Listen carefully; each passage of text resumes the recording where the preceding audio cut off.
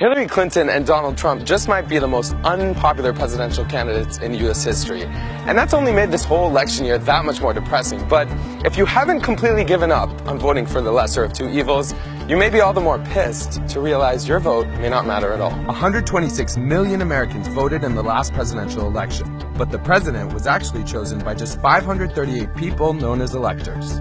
This is the system at the heart of our democracy, the Electoral College. I like to think of it as a compromise. A check on dictatorial powers. Here's how it works. Each state gets 2 electors plus 1 for each of its congressional districts. So when you vote, you're actually picking a list of electors nominated by each party, who will then pick a president and vice president on behalf of your state. This sounds pretty undemocratic. I mean, who are these people? And why do they get to decide? I went to Atlanta to talk to one of them.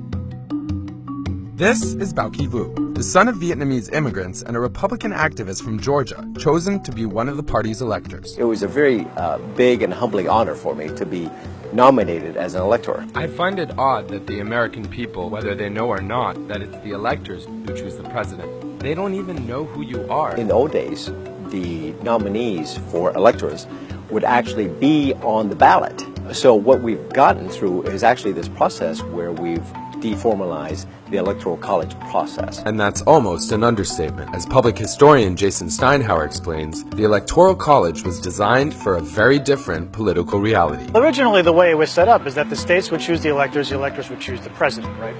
That was before political parties. So that's another important contextual issue to think about when thinking about the Electoral College.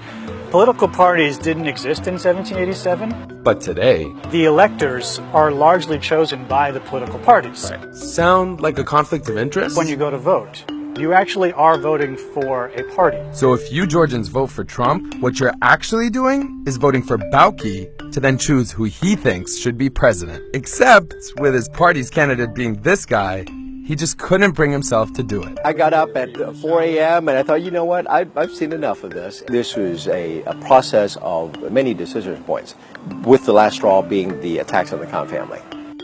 So why did you resign? That was becoming a distraction for the state party here. There's a lot of pressure on electors to vote according to what the party wants. That's not quite how the Founding Fathers wanted the Electoral College to work. It still seems un-American that the Electoral College is enshrined in our Constitution, but there's absolutely no mention of the popular vote. People may think it's un-American, and yet it is supremely American. But that doesn't mean things can't change. In our system of government, it is important for citizens to be informed, and it's important for citizens to ask questions to make sure that we're getting the government that we deserve. And so it's perfectly fair to ask if the Electoral College still serves the best purpose.